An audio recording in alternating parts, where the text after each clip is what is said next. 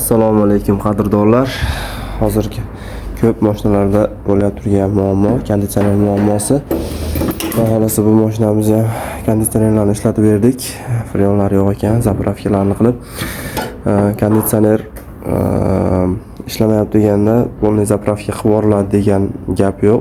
Faqat buni tekshiriladi, utechkasi bormi yo'qmi, motorchik ishlaydimi ishlamaydimi, qolgan joylarni ponni ko'rib chiqib turib keyin zapravka qilinadi. Xudo xolasa bu mashinamiz ham zapravkalari ponni bo'ldi.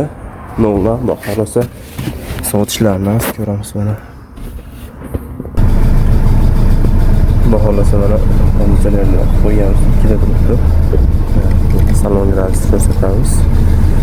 6.4 ga tushgan. Xudo xolasa ishlash mobaynida yana ham tushadi. Xudo xolasa salonni mo'tadil holatga keltirib qo'ydi. Xudo xolasa konditsionerda kimda muammo bo'layotgan bo'lsa, xudo xolasa Davronbek elektrikka murojaat qilaverasizlar. Nomerlarni qoldirib qo'yamiz.